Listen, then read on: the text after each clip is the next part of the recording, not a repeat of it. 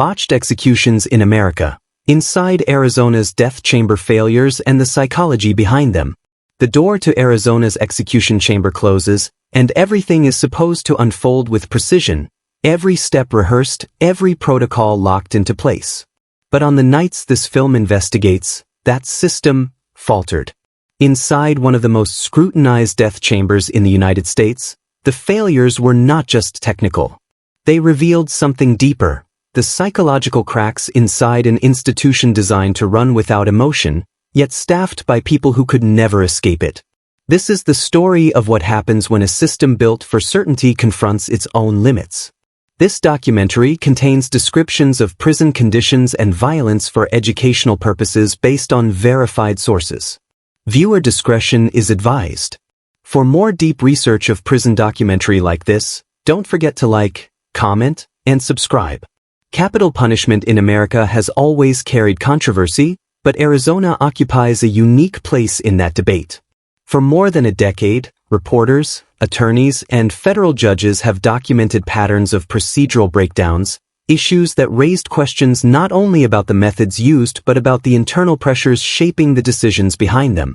This documentary does not recreate events. It does not sensationalize.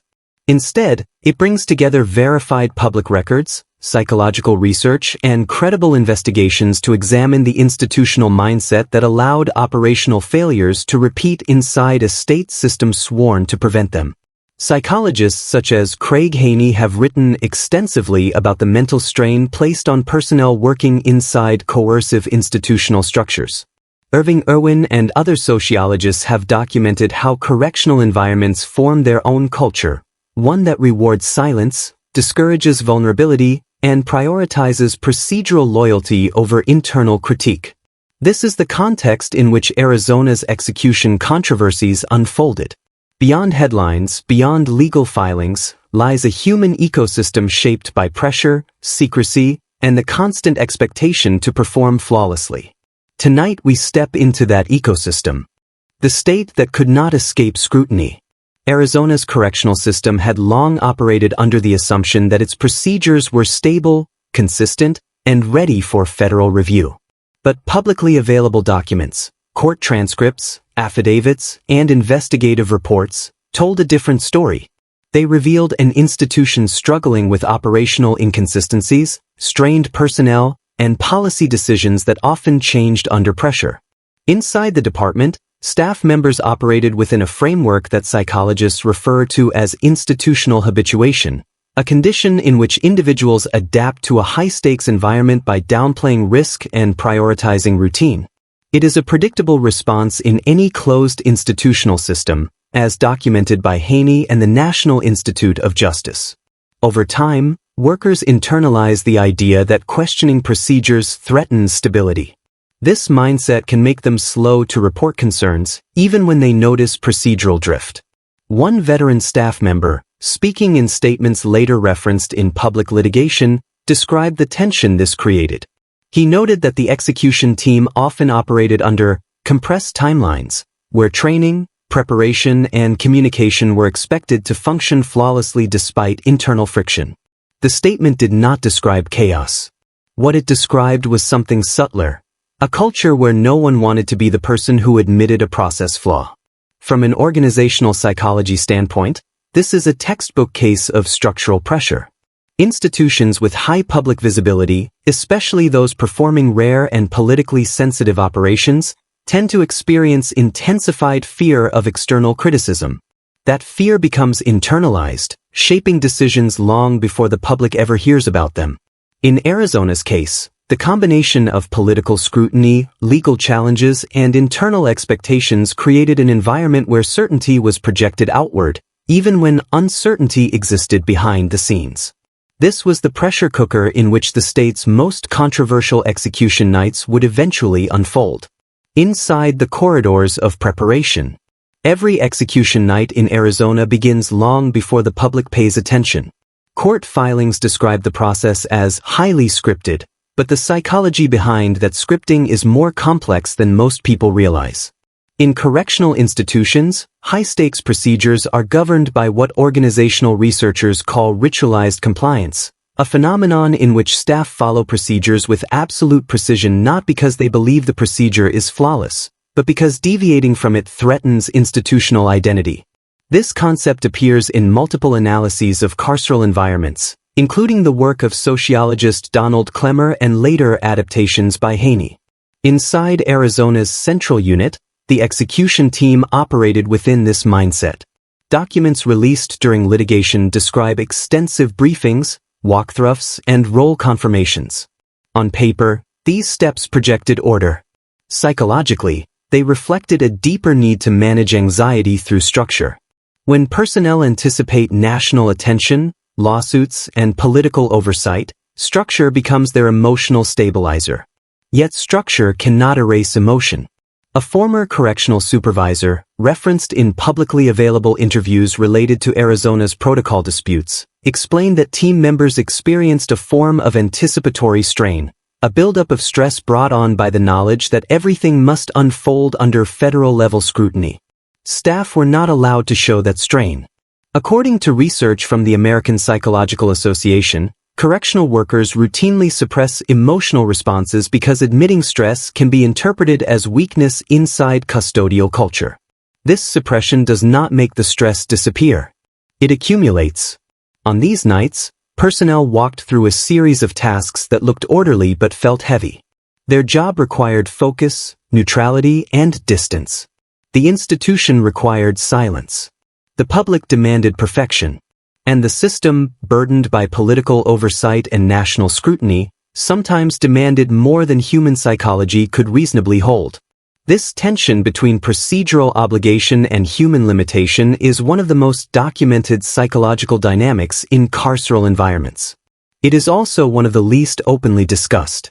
The seeds of failure are often planted long before the procedure begins. And in Arizona, those seeds began with pressure, quiet, cumulative, and institutionalized. The night the system revealed itself. On certain execution nights in Arizona, the procedure did not unfold the way the written protocol described. The cases are publicly documented through Associated Press reporting, Reuters investigations, and federal court transcripts, which means every reference here is drawn from open records, not speculation. But the deeper story is not the procedural malfunction itself. It is the psychological ecosystem that made the malfunction possible. During the legal reviews that followed these events, multiple statements revealed how organizational drift had quietly developed inside the execution unit. Organizational drift, as defined by the National Institute of Justice, occurs when a process gradually shifts from its original standard due to repeated workarounds, time pressure, or institutional habits. It is rarely intentional. It grows slowly, unnoticed, until it becomes structural. In Arizona's case, several publicly available reports describe decision-making moments where staff felt compelled to improvise under pressure. These improvisations were not reckless. They were responses shaped by what psychologists call role entrapment, a condition in which institutional expectations override personal judgment. Haney's research on correctional environments shows that when personnel work under intense visibility and political oversight, they often suppress doubts to maintain the appearance of procedural confidence. One former staff declaration, later referenced in litigation, described the atmosphere in the room as hyper-focused and externally calm. That phrase, externally calm, is telling. It reveals the divide between the internal state of personnel and the image they were required to display. In high-stakes operations, the performance of neutrality becomes its own job. This is where institutional psychology meets real-world consequences. The ritualized procedures created a sense of predictability. The legal oversight created pressure. The cultural expectation of silence created emotional isolation. And the combination of these forces created a situation where staff were operating with reduced psychological flexibility, the very trait most needed when unexpected variables arise. When the system strained, the response followed the institution's deepest norms. Stay calm, maintain structure, and continue the process. But structure alone was not enough to prevent the breakdowns that would later become national news.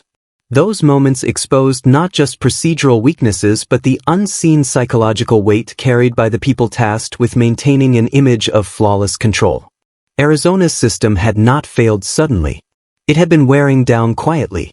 And on nights that would later be dissected in federal courtrooms and national newspapers, that quiet erosion became visible.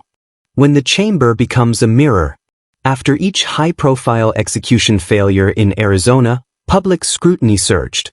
Headlines ran, federal judges issued orders, advocacy groups cited constitutional concerns, and national reporters requested records. But inside the institution, a quieter process unfolded, one documented in administrative reviews and staff statements that later became part of the public record. The execution chamber, in these moments, became a mirror. Not for the inmate, for the system itself. Psychologists studying high-stress institutional environments, particularly Haney and APA researchers specializing in correctional occupational stress, describe a phenomenon called institutional self-protection. When an organization faces external criticism, internal culture often shifts toward defensive cohesion. Workers become less likely to question protocol, more likely to rely on informal norms, and increasingly dependent on chain-of-command signaling. This is exactly what surfaced in Arizona following these incidents. Legal documents and interviews collected during investigative reporting describe how staff meetings grew more rigid, preparing personnel not only for future procedures but for the scrutiny surrounding them. Training emphasized consistency of communication. Reports emphasized adherence to script. Supervisors, facing political pressure, became hyper-aware that any deviation could become evidence in litigation or media coverage. In this environment, psychological distance increased. It is a coping mechanism well documented in correctional research. When workers cannot change the core task, they often detach emotionally from the environment that surrounds it. Detachment is not cruelty. It is psychological armor. Yet that armor has a cost. A former Arizona corrections official, quoted in publicly available investigative pieces, reflected on the emotional strain after one of the state's most criticized procedures. He spoke cautiously, not about emotions directly, but about the weight of responsibility and the expectation of clarity in moments where clarity is hard to hold. His language reflected the same pattern identified in the APA's occupational stress research. Correctional personnel often speak around their emotional experience rather than inside it. This emotional deflection is a sign of a system under long-term strain. By the time Arizona implemented revised protocols, much of the internal culture had already been reshaped by years of scrutiny.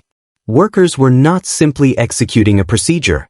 They were performing under the memory of prior failures, the possibility of future reviews, and the constant awareness that the chamber's doors no longer closed on a private event, they closed on a national controversy. A process designed to be clinical had become psychological. A space designed for control had become symbolic. And the people inside it carried the burden of both roles. The inmates who lived in the shadow of failure. Execution failures in Arizona did not affect only the staff or the state's legal apparatus. They also shaped the lives and behavior of the inmates sentenced after those events. Their cases are documented in public records, attorney statements, and contemporary reporting. None of these individuals are portrayed here with sympathy or demonization. They are discussed solely as subjects within a system under extraordinary stress. One inmate, whose case appears in multiple Arizona court filings, was known for maintaining a rigid daily routine. He was not behaving this way for spiritual, moral, or dramatic reasons. According to psychological assessments referenced in publicly available records, he was practicing a form of cognitive anchoring.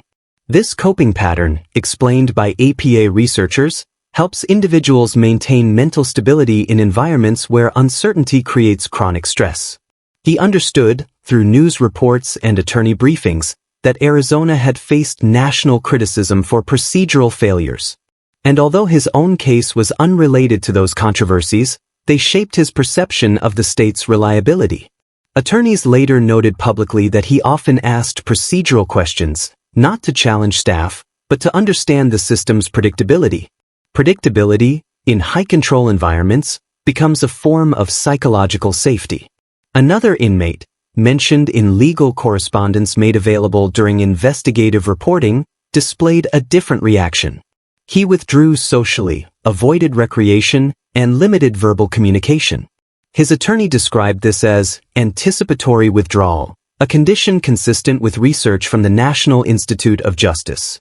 Individuals facing extreme uncertainty often retreat inward as a way to reduce emotional overload. No dramatization is needed here. These reactions are observable, documented, and grounded in known psychological patterns. Inside the facility, correctional staff recognized these shifts but were constrained by institutional culture.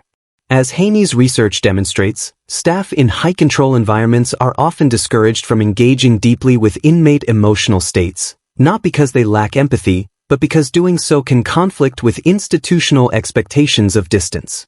Thus, two forms of psychological strain coexisted. Inmates living with heightened uncertainty, responding through rigid routines or withdrawal.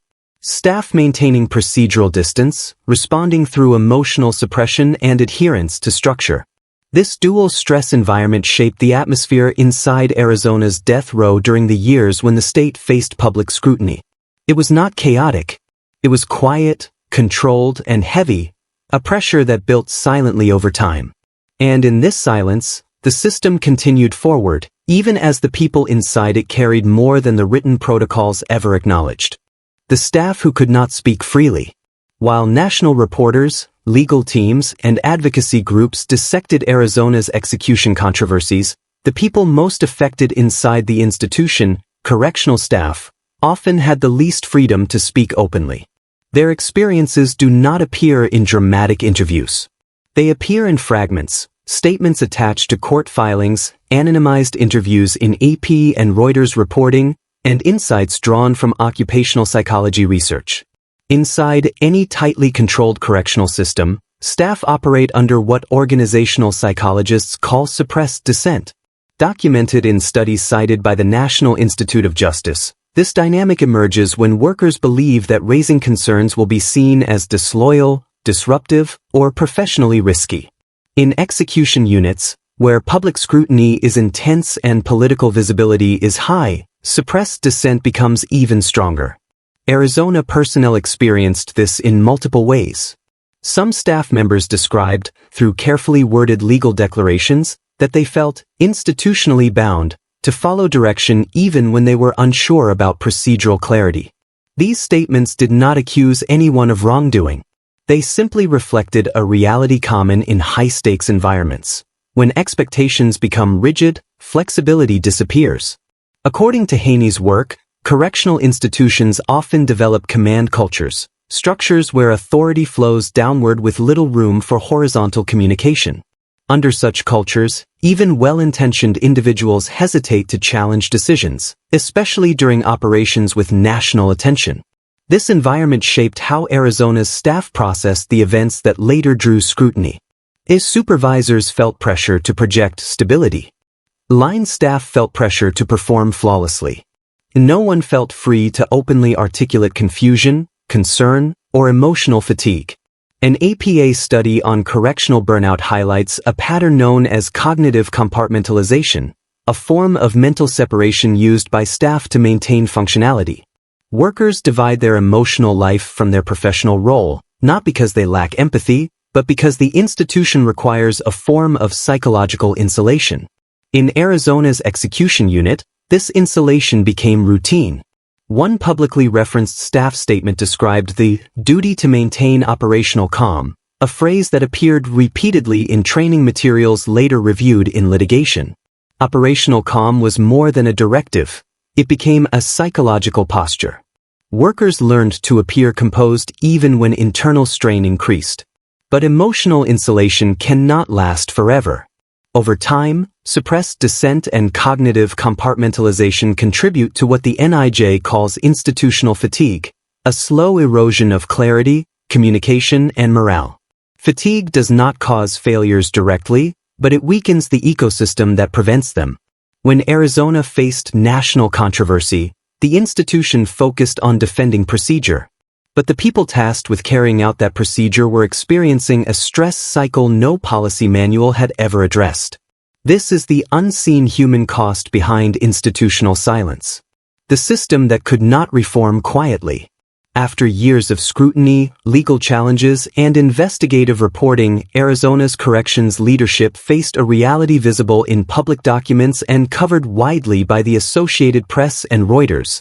The structure guiding the state's execution protocol was no longer trusted by courts, journalists, or policy analysts. Reform was necessary, but the institution was not designed to change quickly or quietly. This is a common problem in high-control systems. Psychologists call it structural inertia, the tendency of large institutions to resist change even when change is clearly required. According to NIJ research, structural inertia increases when an organization has deeply embedded procedures, political oversight, and a history of public criticism. Every modification becomes a negotiation between operational necessity and reputational pressure.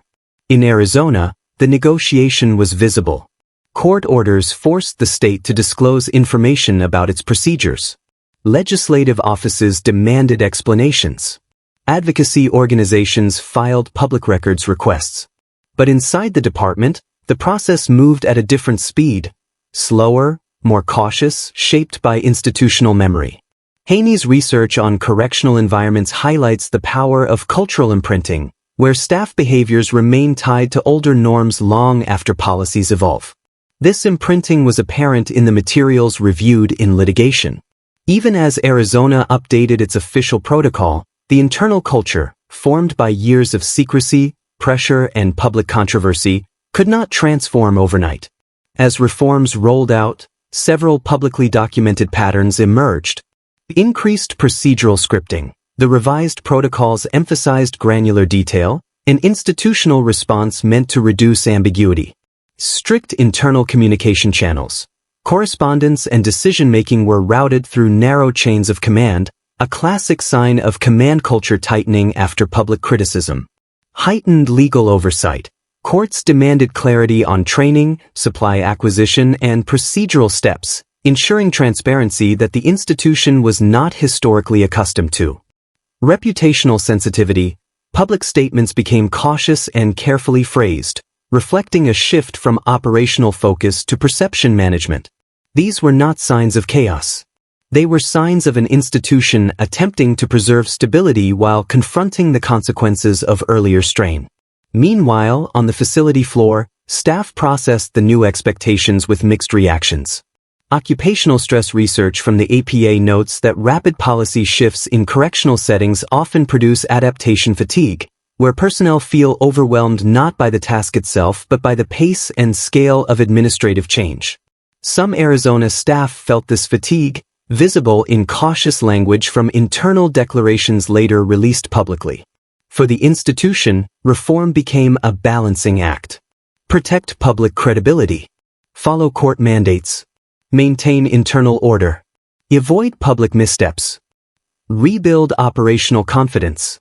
A process that should have been technical became psychological, cultural, and political all at once. By the time Arizona implemented its revised protocols, one truth had become unavoidable.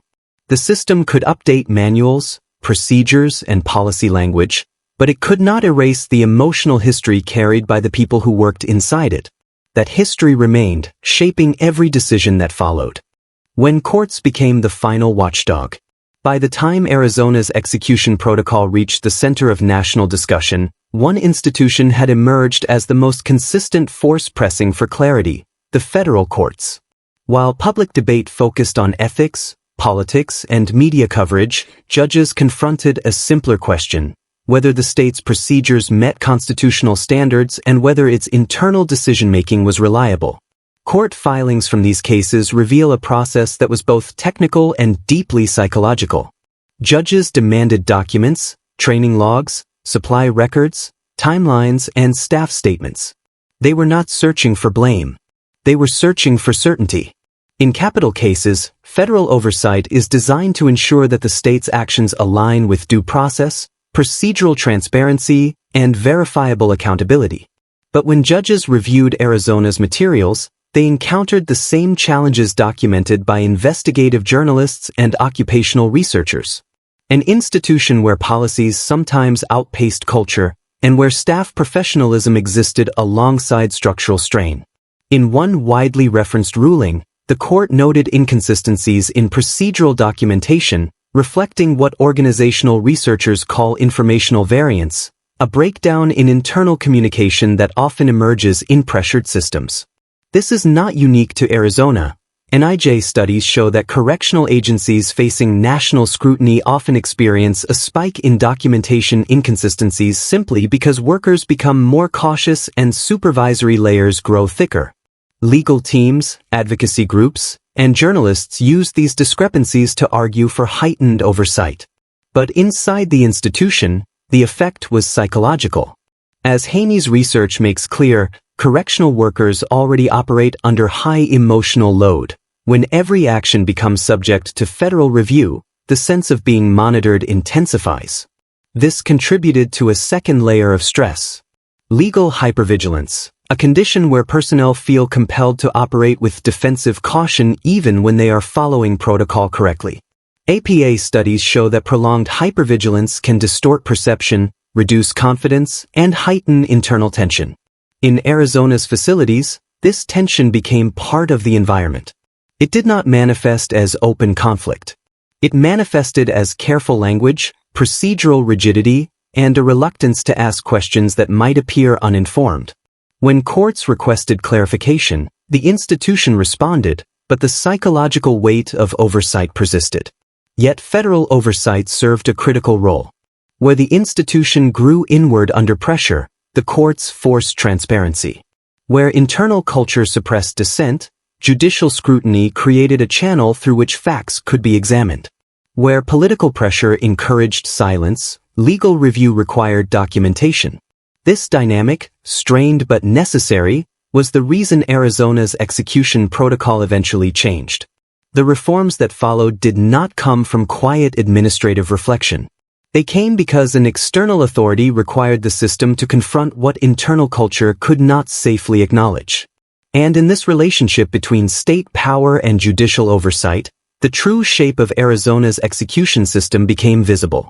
A structure built on procedure, burdened by history, and compelled to evolve only when someone with legal authority insisted that it must. What the Arizona case teaches America. The story of Arizona's execution controversies is not only about one state. It is a case study in how large institutions, especially those tied to the criminal justice system, handle pressure, scrutiny, and internal strain. Publicly documented problems inside Arizona's execution protocol forced researchers, journalists, and policymakers to confront a deeper truth. When a system operates at the edge of human responsibility, even small psychological pressures can reshape the entire institution. From APA occupational stress findings to NIJ research on institutional inertia, every major body of scholarship echoes the same warning. Correctional systems cannot rely on protocol alone. They rely on people. And people are shaped by the cultures, expectations, and pressures surrounding them. Arizona demonstrated how. Emotional suppression among staff becomes normalized when institutions reward silence over transparency. Organizational drift creeps in when long-standing procedures are treated as routine rather than reassessed. Cultural imprinting keeps outdated habits alive even after policies change. A legal oversight becomes essential when internal channels cannot safely absorb dissent. Inmates and staff absorb the psychological fallout of uncertainty, even when procedures remain officially intact. None of these findings rely on dramatization. All of them are supported by public records, academic research, and documented reporting. Arizona's experience shows that execution protocols are not just technical frameworks. They are psychological ecosystems. And when those ecosystems begin to fracture, the effects ripple through every level of the institution: officers, administrators, inmates, attorneys, courts, and the public. The controversies that unfolded did not occur because of a single failure. They occurred because multiple layers of strain, administrative, political, emotional, and cultural, converged over years. Understanding this is essential, not for political debate, but for recognizing how human systems respond under pressure. The Arizona case is not the story of chaos. It is the story of slow-building institutional fatigue meeting national accountability. a system built on pressure, and the people who carry it. As the state revised its protocols and the courts demanded clarity, Arizona's execution system entered a new era, one shaped by transparency, legal oversight, and the lessons extracted from years of public scrutiny. But the deeper psychological truth remains. Institutions do not heal quickly. Policies change faster than culture. And the emotional history of a system lingers long after the headlines fade. This documentary has examined Arizona not to sensationalize, but to understand. To see the people behind the procedure. To recognize the invisible weight carried by staff. To acknowledge the uncertainty experienced by inmates. And to understand how public institutions behave when confronted with their own limits. The Arizona case is a reminder that systems designed for flawless control are still operated by human beings, individuals shaped by pressure, oversight, and the environments they are required to endure. If you found this investigation valuable, if you believe in documentaries grounded in verified evidence, psychological depth, and transparent reporting, your support matters. Subscribe to the channel for more weekly investigations into the hidden realities of the justice system. Your engagement helps bring forward stories that demand clarity, accuracy, and accountability.